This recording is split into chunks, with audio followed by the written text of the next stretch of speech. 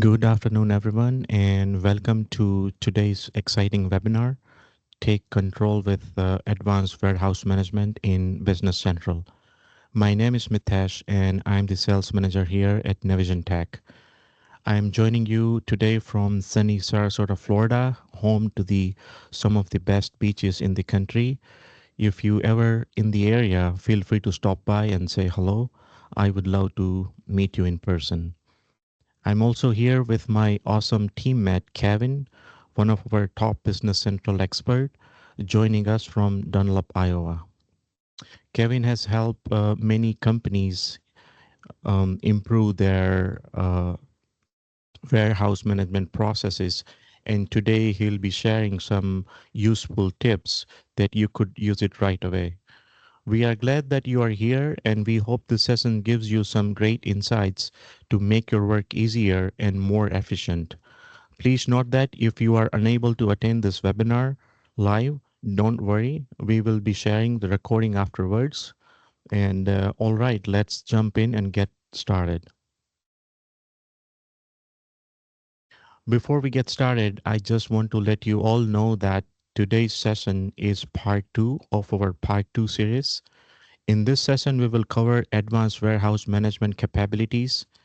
And if you are joining from part one webinar, you already know what basic warehouse uh, uh, business management module can do for you. And those who did not join, or if you are joining first time, you can watch our previous webinar recording in our YouTube channel.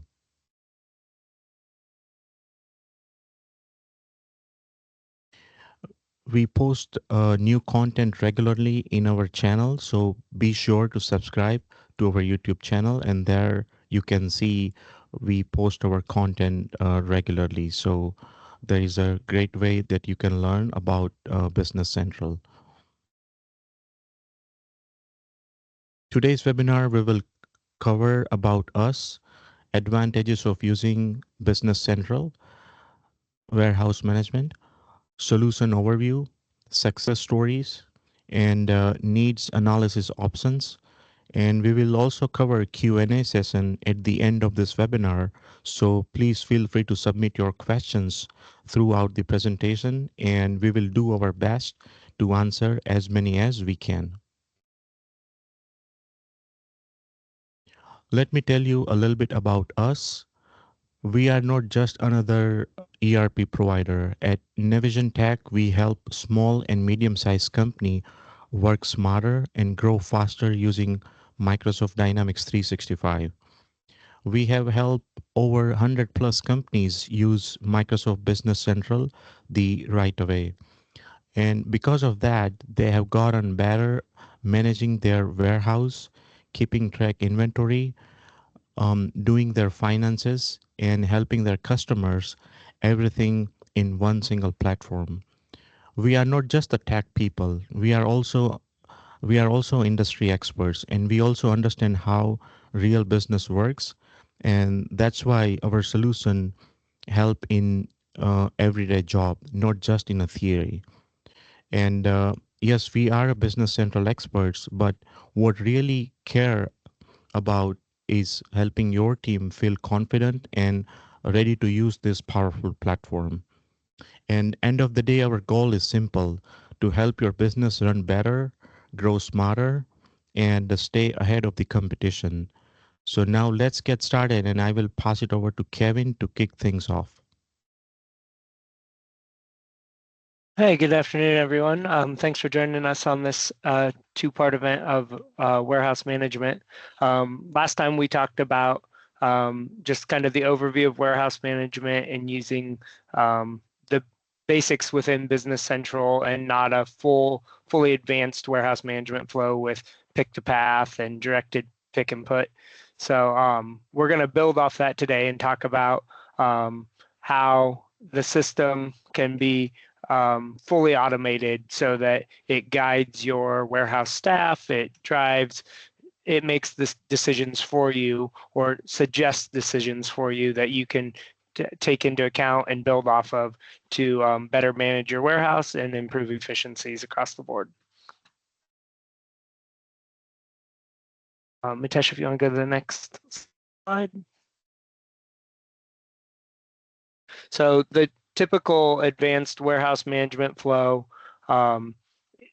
starts from, as any business does, when you purchase products in from a vendor, and then you create your receipt to receive that goods in for the warehouse, so that it's a separation of duties. So the warehouse is working specifically from a warehouse receipt.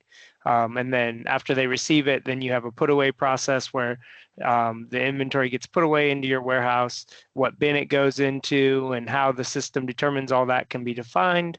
And then internal movements for replenishment and taking care of items that need to be lot tracked or serial tracked, so that you're pulling the right inventory and putting it into the pick bin to go out the door first, or just moving inventory from a bulk spot to a pick spot for more efficient picking and so forth. So how you can set up the system so that all of that flows within your warehouse. And then obviously the pick side, right? You get sales orders, demands, maybe transfer demands to other locations.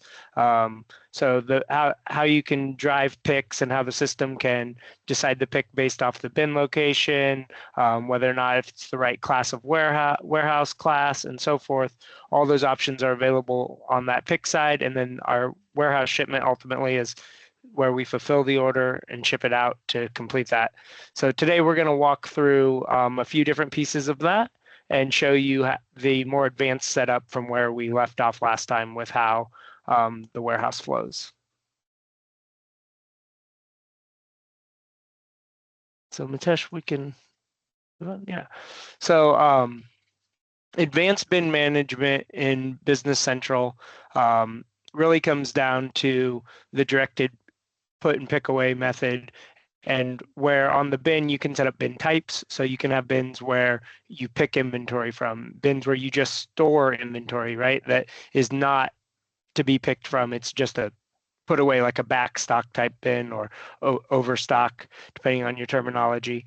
But that advanced bin management allows you to really break down your inventory levels and control and dictate to people, where to go to drive people to pick more efficiently throughout your warehouse and manage your inventory more efficiently as well. Really helps with lot and serial number tracking. You can set up different put away methods. You can define different bins so that when you receive in new inventory that's lot tracked and is going to expire, instead of it going right into the pick bin, you can say, hey, no, for this type of item, I want it to always be put away, in a backstock location first. You can track the lot numbers and serial numbers right from a handheld scanner when you're putting them away, or if you don't have a handheld scanner, it can be done from the back office as well. But it allows you to track all that, and then you can set up on the location, picking by expired products, so that, and then you can do your replenishment that same way, so that when you replenish a bin in the warehouse, your picking bin, it's going to pick the lot that's going to expire first and pull it from that bin and put it in your outbound picking spot, so that you can manage all that better. Warehouse shipments and receipts, like we talked last time, you don't have to be completely advanced to use warehouse shipments and receipts, but there's no option not to when you go to this level. So we're going to cover shipments and receipts again today as well. And then real-time inventory updates.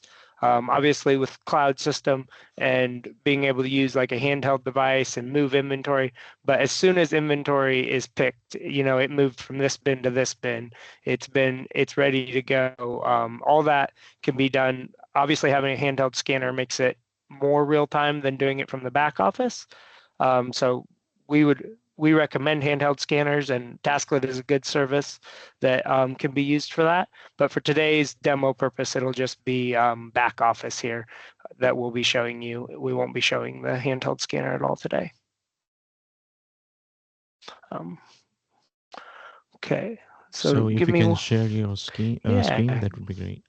Give me 1 second.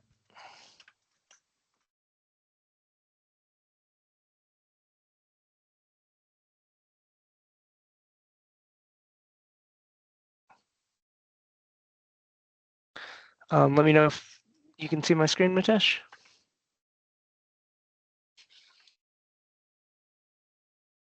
Yes, I can see.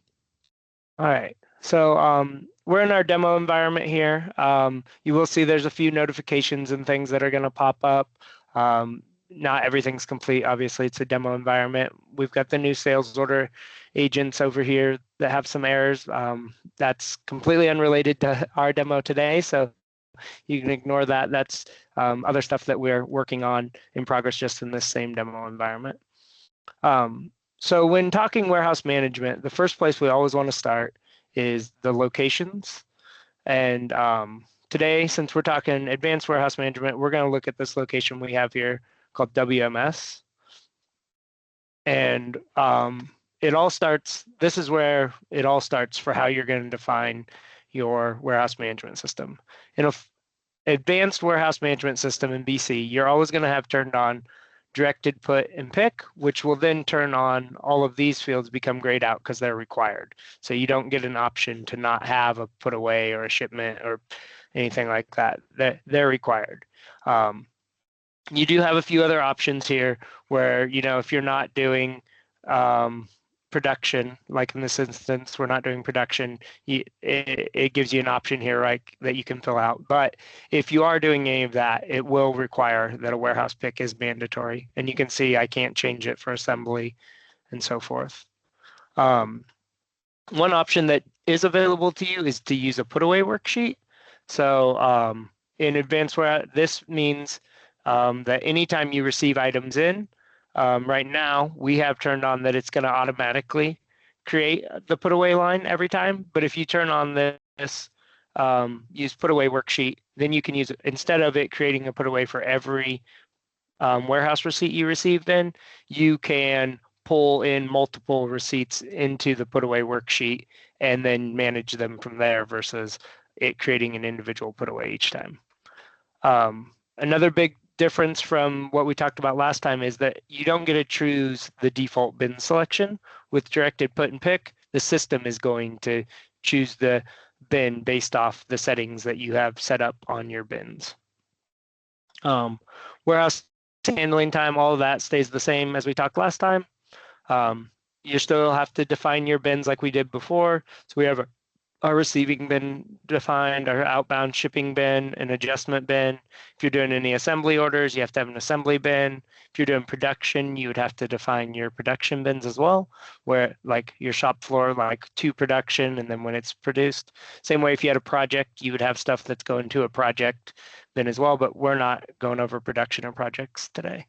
And then in our bin policies, this is part we didn't cover last time. This is more on the advanced side. So here we have the ability to define, like if you use special equipment, so like warehouse equipment and stuff like that, you can determine whether or not if the bin determines whether or not if the equipment should be used or if the item drives it. So for example, like, you could say bins in a certain spot in your warehouse require a reach truck, right? Because you can't get to them without it. Or maybe an order picker if you have an order picker. Or you could say, hey, this item always has to be handled with that type of product. And you could define that and say that, you got a big bulky item that always has to be moved with a forklift, right? A person can't move it any other way. Or maybe order picker, same other example. Bin capacity. So this here, you set the setting on the location, but it flows through to your actual bins and whether or not you want to put capacity on the bins, which means that a user, like let's say you set the capacity of a bin to a quantity of 100. Right now, that wouldn't mean anything because we're not checking it. Yeah, okay, let's say we are checking it, but allow more than capacity. That means even though I set it at 100, I could still technically put more than 100 in that bin, but it's never going to recommend more than that amount. But it's not going to prevent me if I want to manually override it. Like let's say I'm putting something away and I have 105 of them and the capacity for that bin is 100. If I have the allow more than capacity, I could register the 105, but it would on the device or in the system's going to say to put 100 there and put 5 in a different bin, but I could override that. With the never check capacity, it's just going to say to put 105 in that bin. And if I do the prohibit, then obviously it wouldn't ever let me put more than the 100. Even if I wanted to say, hey, no, I'm going to put these 5 in there because I know there's room for them, it wouldn't allow that. So we have the never check. Warehouse class codes can be used. Warehouse class codes are a good way, a really good example of this is refrigeration and freezer. So let's say you have refrigeration products that need to be refrigerated when they're received in, right? They need to come in and they need to go right to the refrigeration area in your warehouse or the freezer. You can set up that an item, it belongs to a specific warehouse class code, and that specific and bins within your warehouse belong to that same class, and it will require that you put that item can't be put away in a non-refrigeration class bin or a non-freezer if it's an item that needs to stay frozen. So it allows you to manage high level like that if you ever have any sort of requirements. Hazmat is another good one. Like let's say you have hazardous stuff that has to be kept in a cage maybe because it's flammable. You can set up a class code so that somebody can't put that inventory into another spot in your warehouse. Allow break bulk, we talked about this one last time, but this is what allows you to break items down. Like if you store things by the case or the pallet, but you sell it by the each, it allows the system, if you store products, they come 4 to a case and you get 36 cases on a pallet, it can break it down from, one pallet becomes 36 cases, and then you can pick cases, or if you need eaches, it'll say take 1 case and break it down into 4 eaches so that you can take an each or 2 eaches for an order. Our put away template, we talked last time about this. This is the same idea. If you're using put aways, you can have multiple templates. We have a standard template here that we're using that just kind of defines how your system's going to know where items get put away. So this is levels, with this being level 1, what it looks for, and then level 2, level 3, and it works its way down the template. So you can create different templates, and you can assign it here globally, and then if you want to have it a different template on an item, like say an item that's going to expire or needs to be handled differently, you can assign a put away template directly on that item under the warehouse tab, and then that item will follow that specific template when you put it away. Here we have always create put away line, so that means even if it doesn't know what bin to put the items in, it's going to create a put away line, and it's just going to leave the bin code blank so that it'll still be on your put away. If you turn that off and the system doesn't know where to put an item away, it won't put that item on the put away. It will just leave it off because it doesn't know the logic. So always want to have this turned on for when you're receiving goods in and you're going to put things away, especially if you're not using the put away worksheet, because then you won't even get that line created on your put away if you're just having the system automatically create them. On the pick side, you can see here that the pick bin policy is defaulted to bin ranking. You can't change that. That's part of the hard coding with the directed put and pick.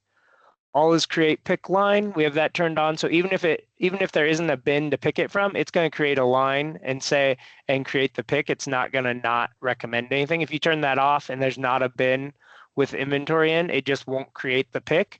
This will at least create the pick and just show you that the bin is blank. And then we have 2 options here, pick FIFO, first expired, first out, or FIFO, first in, first out. We have the FIFO turned on in this sandbox environment, which just means it's going to look for the oldest expired item that's available to be picked to be sold first.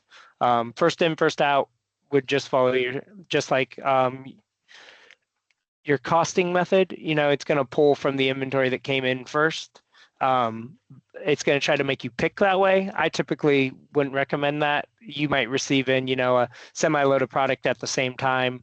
If as long as it's not expiring, it doesn't matter, if you sell jug 1 first or jug 2 first, unless you have reason for that. The system, if you have FIFO set up as your costing method, it's already going to deduct it systematically that way anyways. So you don't have to pick via FIFO.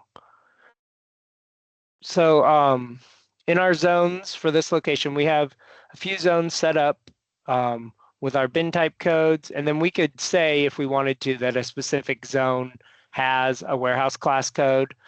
We could assign a warehouse class code, like if we wanted to have a refrigeration zone, as simple as REF, and then I could say it's a pick bin, and I could say it's just the cold warehouse class code. And then anytime I were to use this bin, it would know that any item that has the warehouse class cold associated with it as well has to go into a bin that has this as well. But we're going to turn that off for now, just because we have no items set up in this environment that need to go into refrigeration.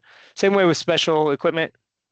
You could create special equipment codes like we talked about, and so forth. So we have all of our different bins created, all of our zone rankings.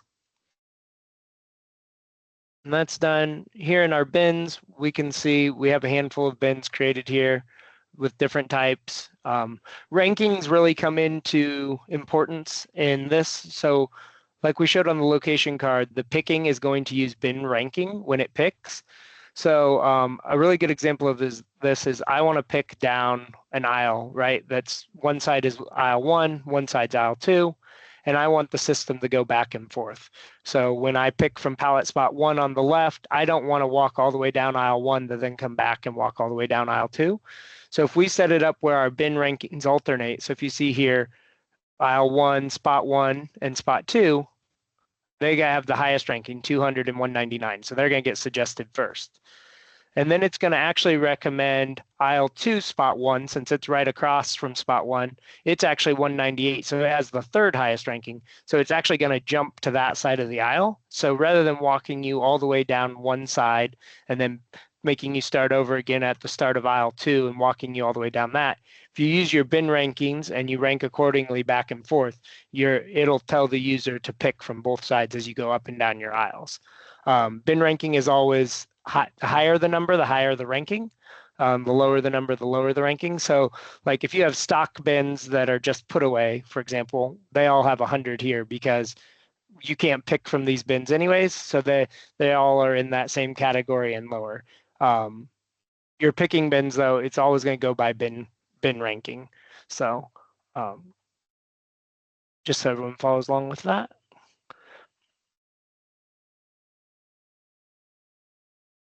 So now we talked about the setups on the location, and then there's some really important setups with advanced warehousing that you can do on the item themselves. So if we look at this London swivel chair, and we go down, we can see here in the warehouse section that we have the ability to check if we want to have a warehouse class code, which means this item is required to be stored in a refrigerator. This is where we would define that on the item. Same way if this item required like a forklift to be moved around, you could pick that forklift here. You can define the template code. So this has the same template code that's being used for the location, but if it needed to have a specific template code associated with it, that would be here. Same way if you have items that let's say you purchase in eaches, but you want to store in cases, you can have a put away unit of measure for case for that item. And then even though your PO comes in at say 144 eaches, it's going to recommend, and you have cases set up at 12 per case, it's going to recommend that you put it away as 12 cases. Or maybe you have it also set up as pallets, right? You want to store stuff as pallets so that it's easier to count. You could set up your put away unit of measure where it says, hey, put this away as pallets, and then it's going to recommend on your put away that you put that item away in pallets.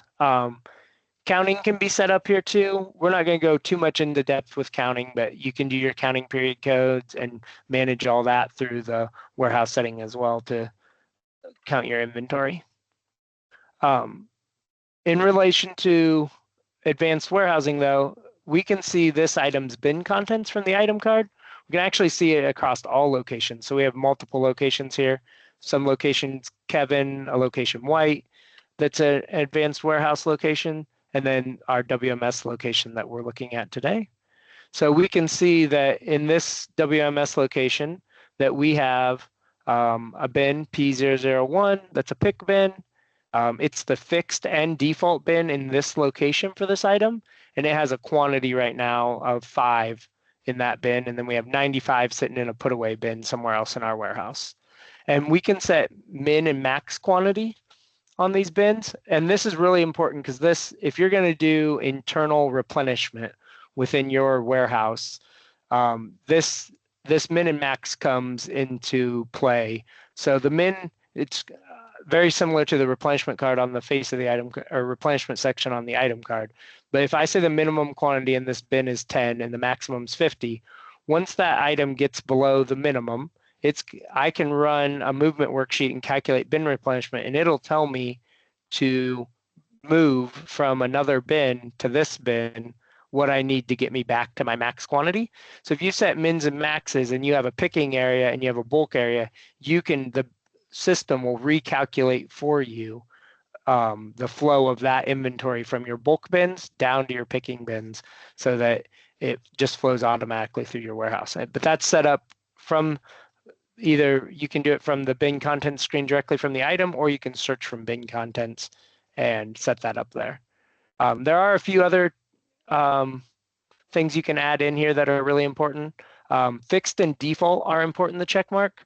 So fixed it means that this is an expect, and this flows into your put away template as well, where we saw earlier where the type of bin it's looking for.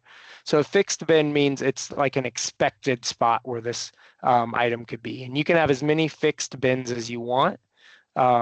So right now, if you have a spot, like let's say you have your pick spot down low and you want to store items straight above it, up in the rack, up in the air, you can set those bins right above it as fixed. And then you have your pick spot on the bottom as both fixed and default, because that's the main spot where you're going to pick it from. It'll suggest when you do your put away then to put those extra pallets or boxes, whatever you have, up in those spots up in the air, using that fixed bin to help drive that template. And you don't have to have any inventory in a spot to make it fixed. So I can just pick a bin, and let's say I wanted to make this bin a backstock spot in this warehouse for this item. I can come in, I can mark this as fixed, and I can give it a minimum quantity of, let's say this one's going to be 0 and max is going to be 50, because I can't store more than 50 in that spot. And now it's going to know that if I wanted to, like it's going to suggest, since I don't have any, that it should put some into this bin because it's a fixed bin and I have a max quantity. So it knows it's going to recommend this on my putaways, or when I run my replenishment, that this item should get moved to this spot because it's a fixed bin where it's expected to be in the warehouse. The default bin, you can only have one default bin per location. So it looks like there's two here, but this default bin is set to the location code Kevin.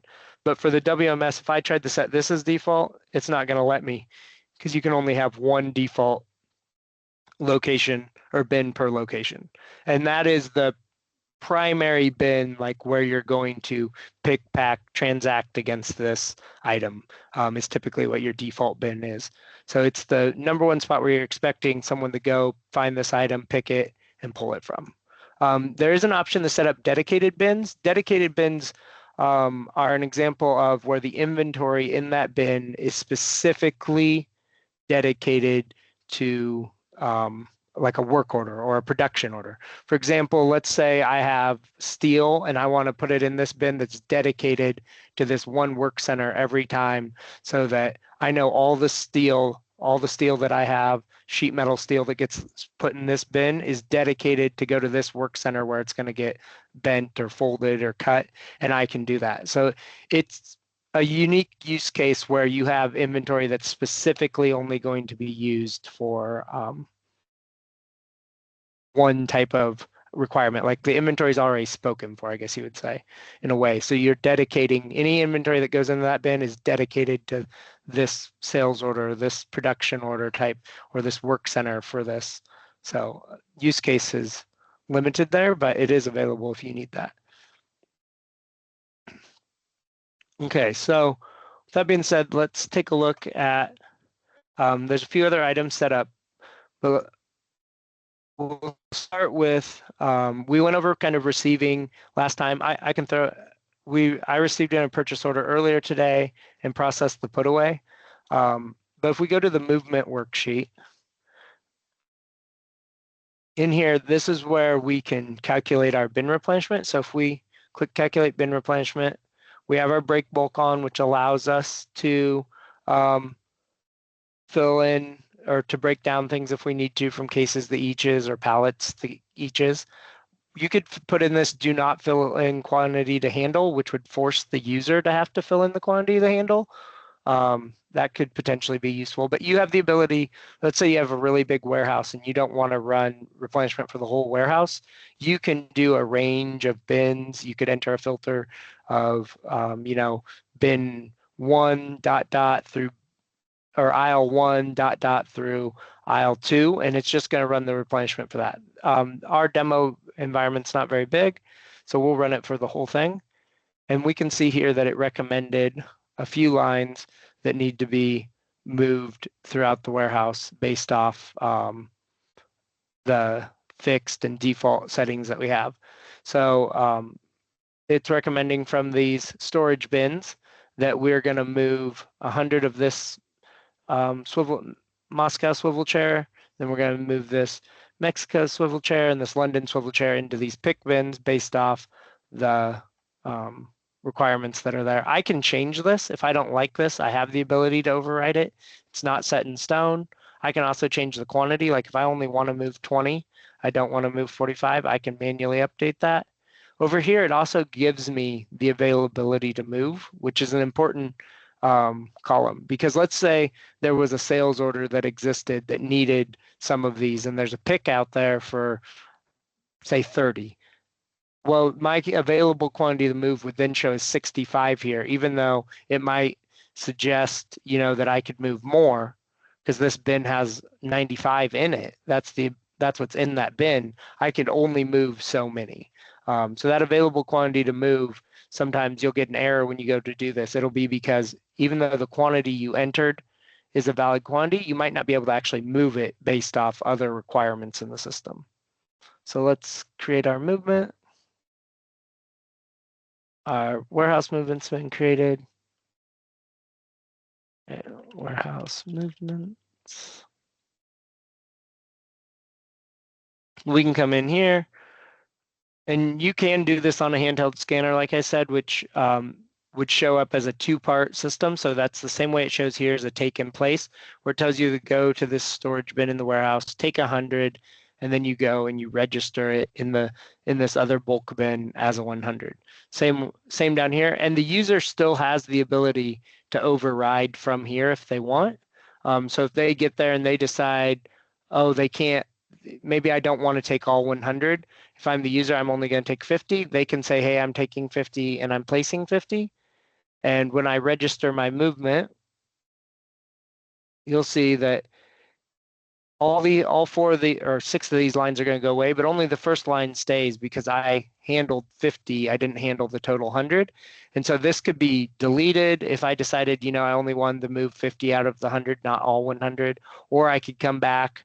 I could move it somewhere else. I also have the ability here to split the line, which means I could split it and say, if I change this to 25, I could split the line, and now I could pick a different bin to place the other 25 in. And you can do all that ahead of time, like as a manager as well, and then release it to a mobile device for a user to do from a handheld device. But it gives you the ability to really manage the ebbs and flows in your warehouse and run replenishment top to bottom using those mins and maxes that we defined on the setups and the fixed and default bins, so that it knows where that moves through in the system.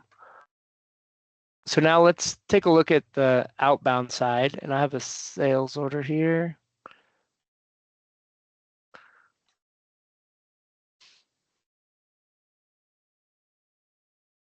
So I have this sales order. That's requesting one of each of these chairs from my WMS location. So I'm going to release it. I'm going to create my warehouse shipment.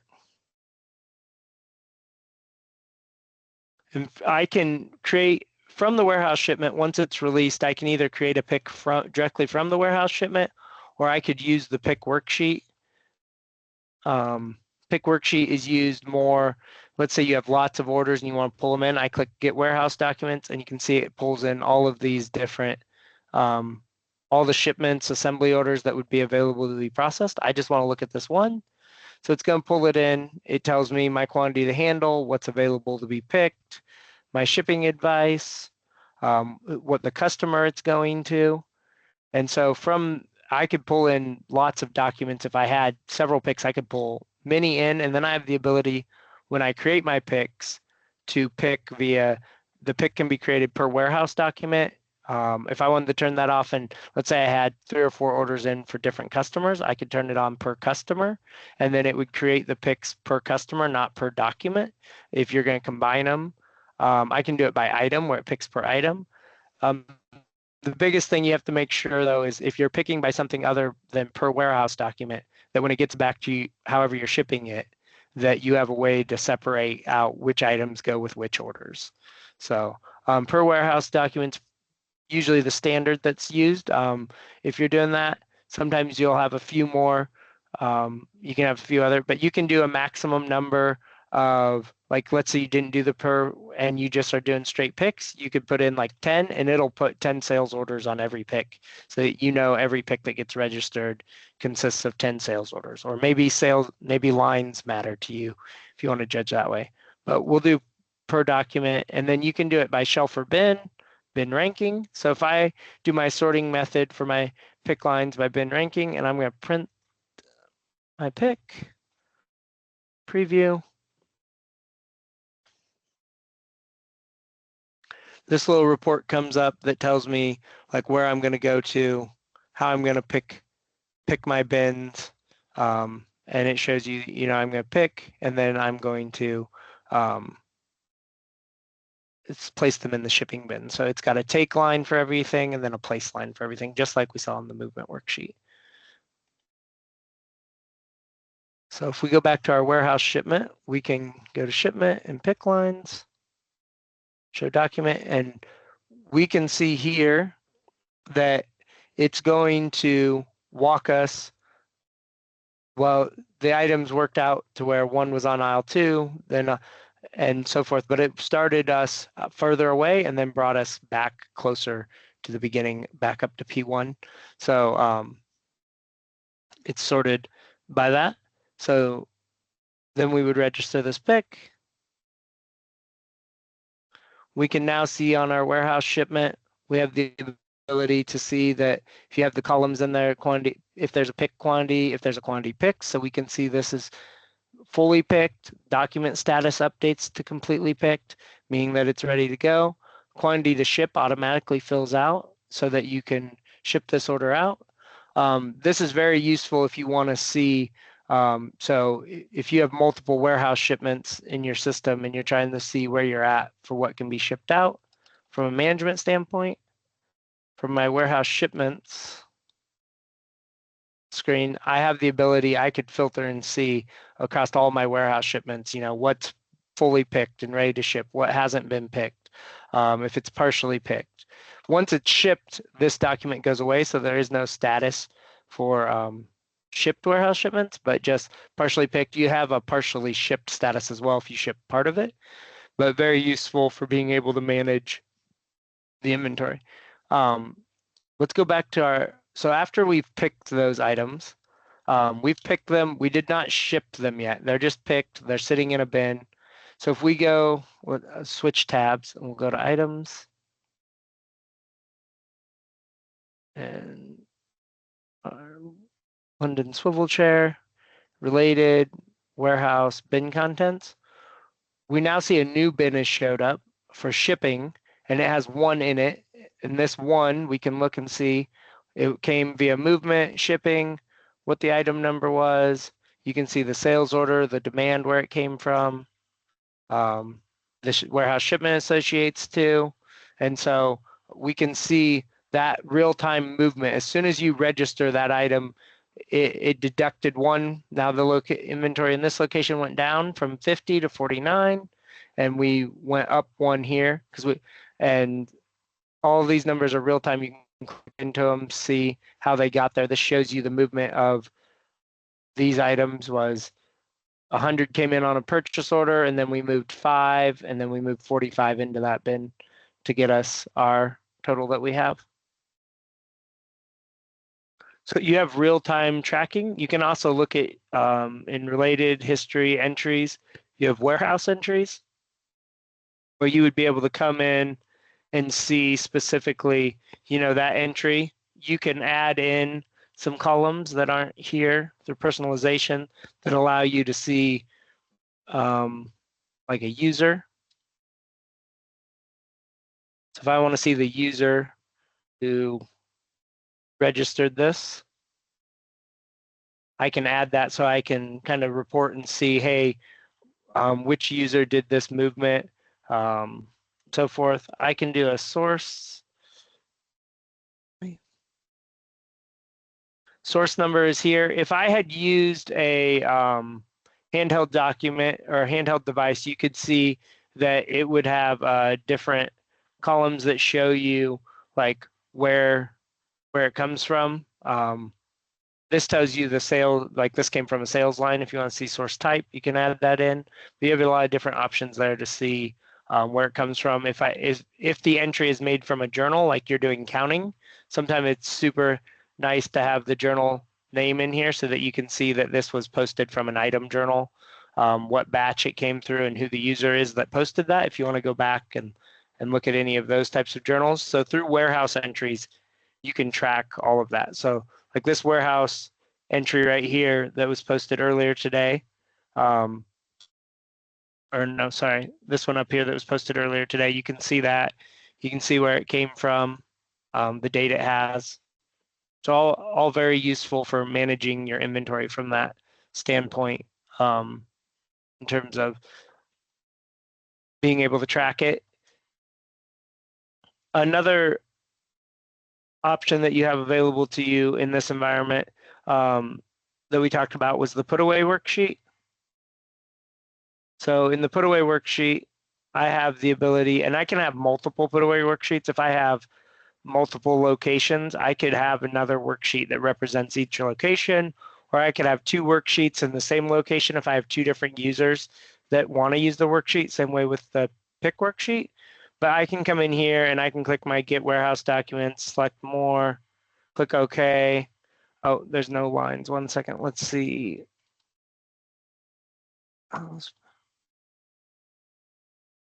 Sorry, this put away already exists. So let me delete this really quick. Yes. Yes. And so from my put away worksheet, I can select multiple documents and I can pull these in and I can view what's there. I can decide the quantity to handle. I can determine the unit of measure. So then I click create put away. If you filter, in this case, I can't really filter because they're the same item hand soap. But if you use filters in here, like let's say you had 50 lines and I just wanted to filter to the item, to the hand soap item, I could filter to that item number. It would allow me to click create put away. And after that put away is created, all those other lines would reappear so that I can then manage those lines and click create put away again. So using filters in here is really helpful, like both on the pick worksheet and the put away worksheet, where maybe I want to look at a specific document number or a specific customer that it's going to in terms of the pick side, and I can filter by all of that so that I can maneuver around. So, but here I just want to create my put away. Yet again, you can do you can print this, you could assign it directly to a user. I can do this by item, I can do it by bin, just like on the picking side. So I could print this put away if I want to. Like let's say I receive it in, I create the put away and I have a pallet and I want to print this, I can print it and attach it to that pallet so that if I have somebody else who's doing the put aways, like physically putting it away, they can see that that is done and ready to go and they can find that put away on their scanner to do that, or they could physically do it from a piece of paper too and then come back and register it on a computer. So our put away has been created.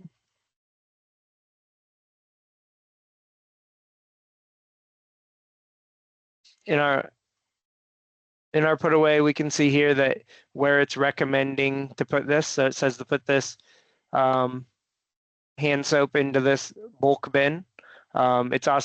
It tells you where it came from. So this is from a purchase order and these 16 are from a sales return order.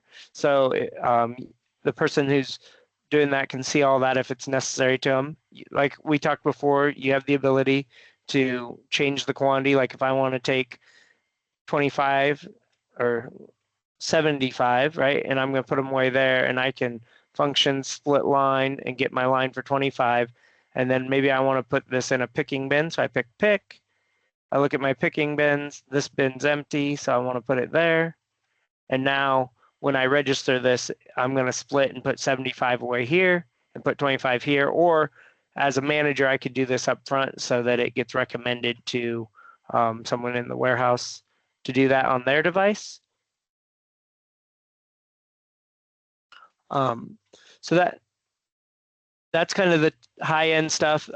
There is more, obviously, when it comes to advanced warehouse than we can cover in 30 minutes, like using those warehouse class codes and those special equipment codes. But all of that is available to the user. It really kind of depends on each company's requirements, what parts of the warehouse management system you're going to use. And like we talked last time, this is advanced warehousing and we discussed basic warehousing, but Business Central's biggest advantage it offers is like what we saw is that you can have any type of setup that fits your company's needs. So like today we looked at this one where everything was required and we're directed put and pick because that's what we want in that location where it's telling you where to go, down to a basic warehouse like this where all we're doing is we're capturing the bin and we're requiring that someone puts it away in a bin when it comes in. We're not requiring pick. So you can have any level of setup that meets a user's needs. Like here we have bin mandatory turned on and we're using all this, but we're not using the directed put and pick. So it's, default bin selection is up to me. It's using the fixed bin every time. Same way down here, I can change this to where the pick bin policy is default bin. So the biggest advantage with Business Central's WMS system is that it's all in one realistically, and it's just a level of what you want to turn on and set up in your warehouse that you want to use. And it's very versatile, very flexible. You can have multiple locations right within one system, and one location can be really advanced and one location can be really simple. So very nice, very easy to use.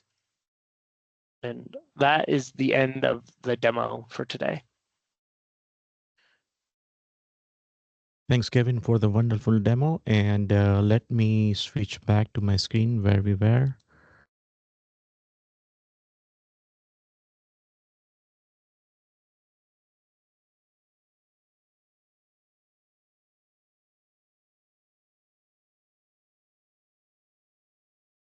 All right, so Business Central is not just a warehouse management software, it is complete all-in-one business management software.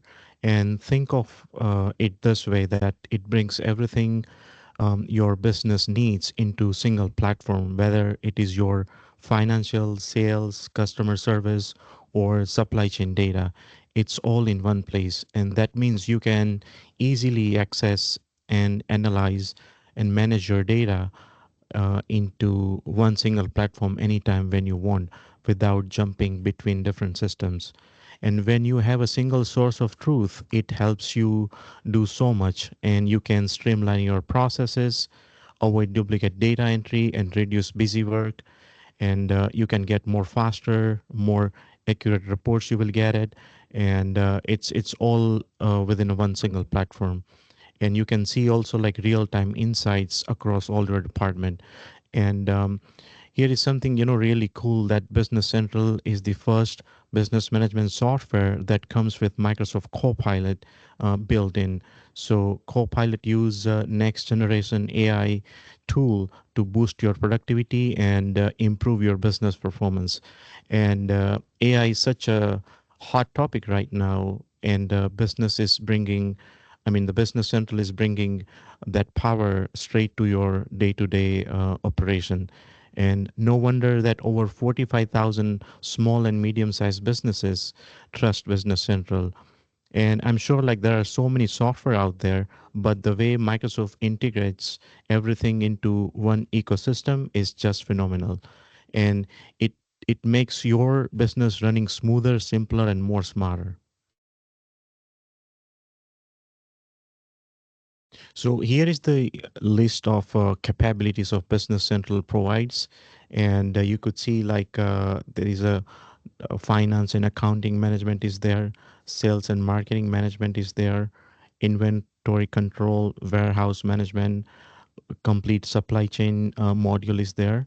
And there is also like a premium licensing where you could get manufacturing functionality. So if your company have manufacturing requirement, that can be covered as well. And before we move on to the next slide, I would like to share a quick video with you. It's about a company called Juliska. They sell a beautiful luxury tableware, like a fancy plates, cups, and bowl. Juliska is based in North Charleston, North Carolina, and they started using Business Central. With Business Central, they can now easily manage their warehouse and online store all in one platform. And that means they can ship products faster, keep better track of inventory, and help their customer more quickly. Let's watch this video and how Juliska made it all happen.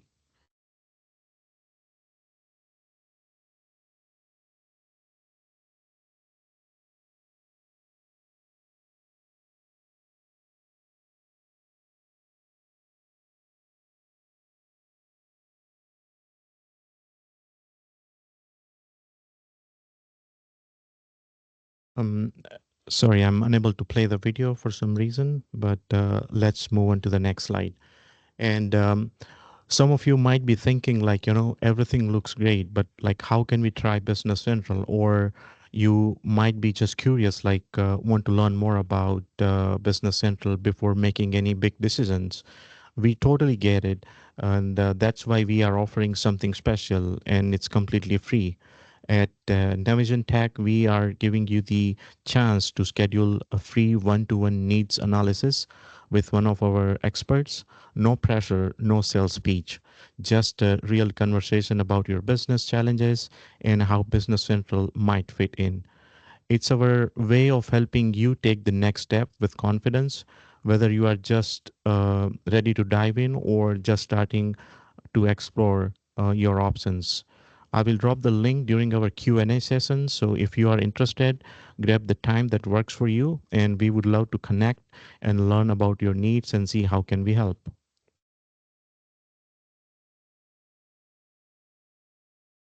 So this is our Q&A session, and if anyone have any questions, we would love to hear from you. And we still have a couple of more minutes to spare with you guys and see if we have any questions.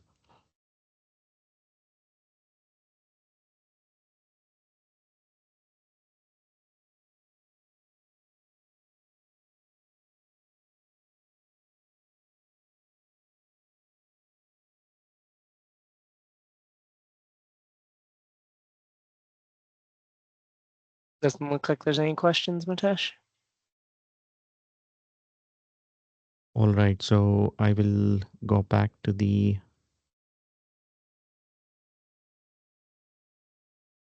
Oh, somebody is typing something.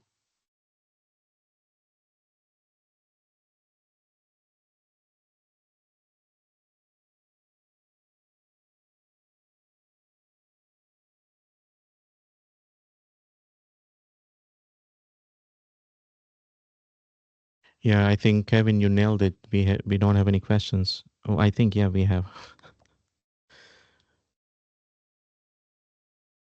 So Kevin, there's a question.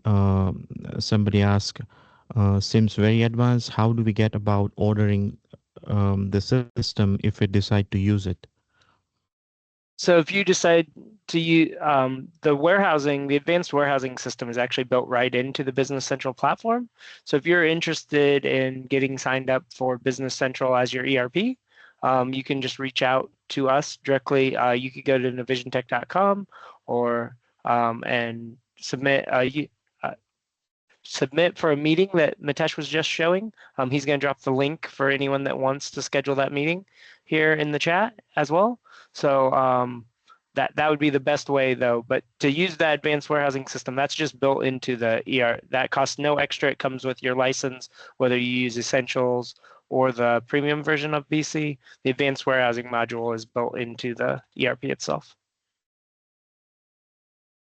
Yeah, so I will reach out to you, Pansy, and I will send you the link where you can schedule a meeting with us one-to-one, and we will help you like how you can start with Business Central.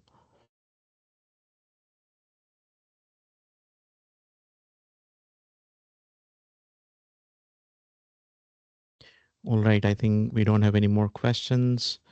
And thanks for joining us today. And if you have any further questions or would like to discuss your specific requirement in more detail, please don't hesitate to contact us. And you can also follow us on a social media where we have tons of Business Central learning videos available.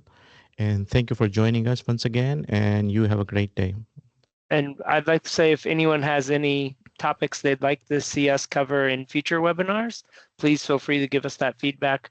We would love to have that, and we would love to cover those topics for you and showcase what Business Central is capable of doing.